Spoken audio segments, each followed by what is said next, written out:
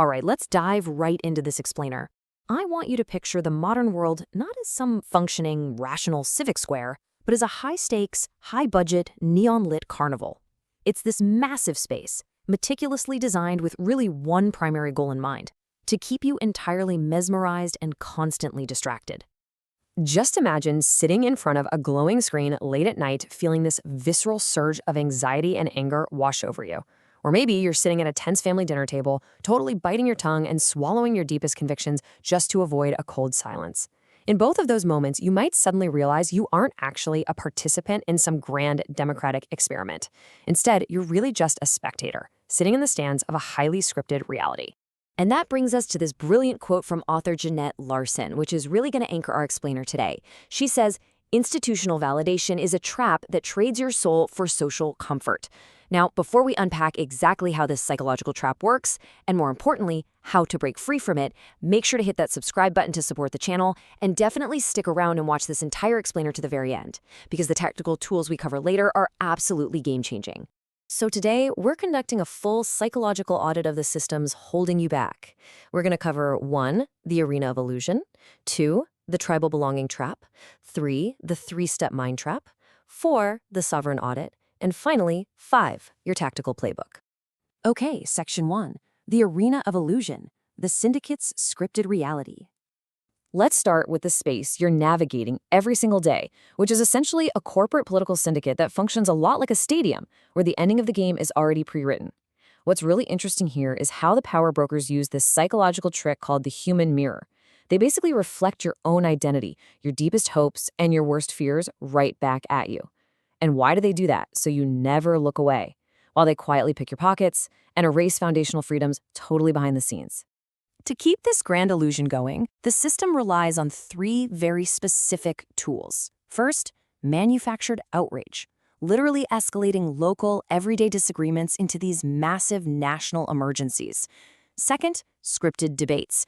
These are highly theatrical events that force you to pick a team rather than actually solve any systemic problems. And third, existential fear. They frame every single election as the absolute end of your way of life if the other side happens to win. Moving to Section 2, the tribal belonging trap, your biology weaponized against you. The really crucial point here is understanding exactly why we fall for this theater in the first place, and it all comes down to evolutionary biology. You see, for thousands of years, survival meant staying in the tribe. If you were cast out, that banishment was a literal death sentence. Today, modern institutions, whether we're talking corporate hierarchies, academic bodies, or political parties, they weaponize this ancient, hardwired fear of exclusion to enforce rigid, unquestioning orthodoxy.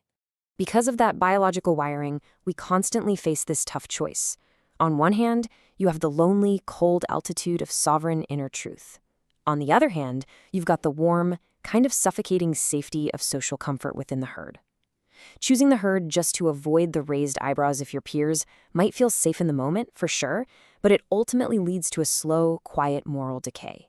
Which brings us to Section 3, the 3-step mind trap, the Hegelian dialectic.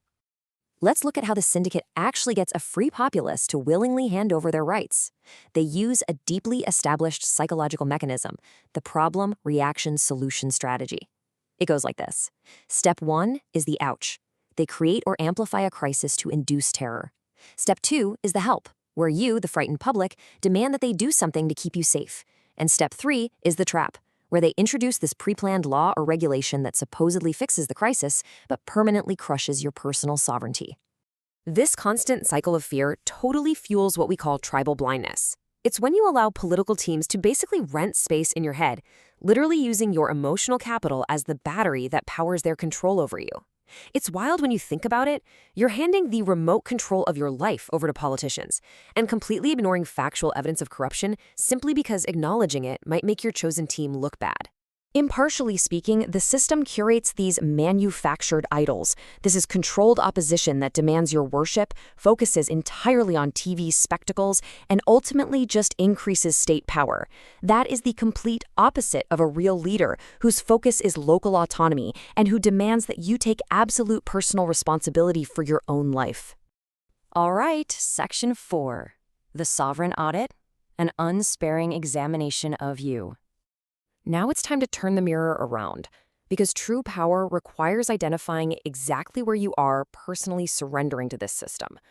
Think about this seriously for a second. When was the last time you stayed silent in the face of an obvious falsehood just to avoid social friction? Think about a recent family dinner or a corporate meeting where you just swallowed your deepest convictions so you wouldn't get those raised eyebrows from the herd. And ask yourself, where have you defended flat-out corruption simply because the figure belongs to your political party?